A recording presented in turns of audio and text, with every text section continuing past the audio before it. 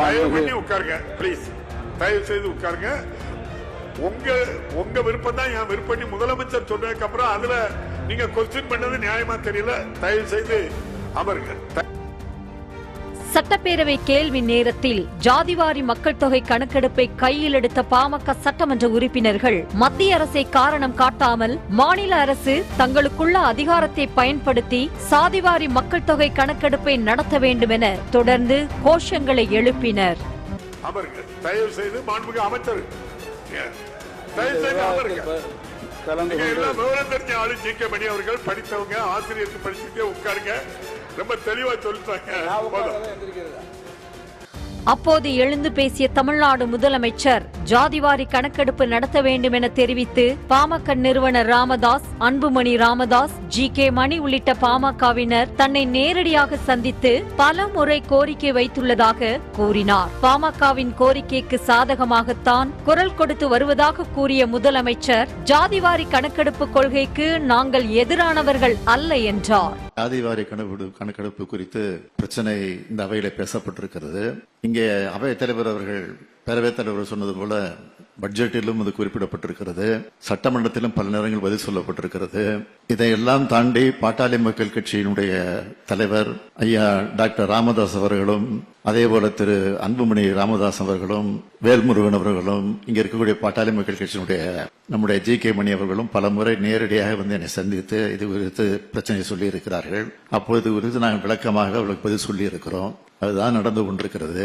ஆக நீங்கள் சொல்கிற கொள்கையிலே நாங்கள் எதிராளிகள் அல்ல, உங்களுக்கு சாதகமாகத்தான் நாங்கள் இருந்து கொண்டிருக்கிறோம். எனவே இந்த விளக்கத்திற்கு பிறகு நீங்கள் என்ன முடிவெடுத்தாலும் அதற்கு நான் ஏதும் தடை சொல்ல விரும்பவில்லை.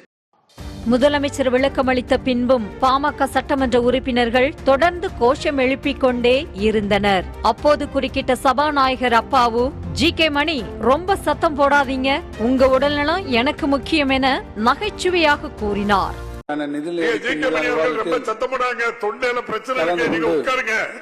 16 மாண்புமிகு உறுப்பினர்கள் தங்களுடைய கருத்துக்களையும் ஆலோசனைகளையும் அரசுக்கு வழங்கியிருக்கிறார்கள்.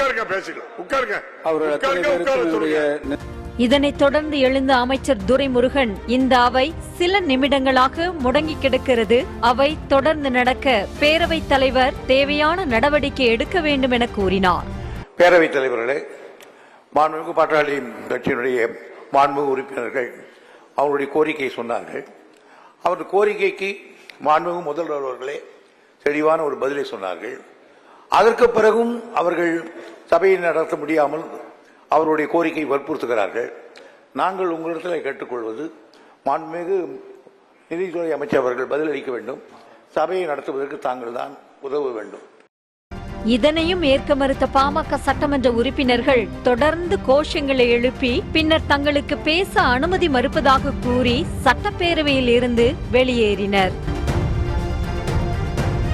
பின்னர் அவைக்கு வெளியே செய்தியாளர்களை சந்தித்த ஜி.கே. மணி, சாதிவாரி மக்கள் தொகை கணக்கெடுப்பு குறித்த தனிநபர் தீர்மானம் ஆய்வுக்கு எடுக்க அனுமதி மறுத்ததால் வெளிநடப்பு செய்ததாக கூறினார். சாதிவாரி கணக்கெடுப்பு என்பது வெறுமனே தலையை எண்ணுவது அல்ல, அதன் மூலம் அனைத்து சாதி ஏழைகளும் முன்னேற்றம் அடைவர் என்று கூறிய ஜி.கே. மணி, பீகாரில் சாதிவாரி கணக்கெடுப்பு நடந்ததால் தான் இடஒதுக்கீடு உயர்ந்துள்ளதாக கூறினார். மேலும் சாதிவாரி கணக்கெடுப்பு நடத்த தமிழக அரசுக்கு மட்டுமல்ல, ஊராட்சி மன்ற தலைவர் உட்பட உள்ளாட்சி அமைப்புகளுக்கு கூட அதிகாரம் இருப்பதாக அவர் கூறினார். ஏறக்குறைய 90 லட்சம் குடும்பங்கள் நலிந்த நிலையில் இருக்கிறார்கள் என்று ஒவ்வொரு குடும்பத்திற்கும் 2 லட்சம் ரூபாய் வழங்கப்படும் என்ற அறிவிப்பை பீகார் மாநில அரசு அறிவித்திருக்கிறது. அப்ப இதுல இருந்து என்ன தெரியுது? நலிந்த நிலையில் இருப்பவர்களை மேம்படுத்துவதாகவே பார்க்க முடிகிறது. அதான் நாங்க பாட்டாளி மக்கள் கட்சி கேட்கிறோம்.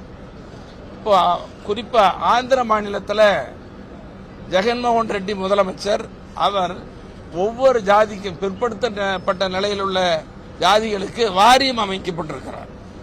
அந்த வாரியத்திற்கு நிதி ஒதுக்கப்படுகிறது, ஒவ்வொரு ஜாதிக்கும் எவ்வளவு நிதி என்று. ஆகவேதான் இது சாதிவாரி கணக்கெடுப்பு என்பது தலையை எண்ணுவதற்கு மட்டுமல்ல, ஒவ்வொரு ஜாதியும் முன்னேற்றுவதற்கு என்பதைத்தான் பாட்டாளி மக்கள் கட்சி தொடர்ந்து வலியுறுத்தி வருகிறது. செய்திகளை உடனுக்குடனும் துல்லியமாகவும் தெரிந்து கொள்ள சப்ஸ்கிரைப் பண்ணுங்க.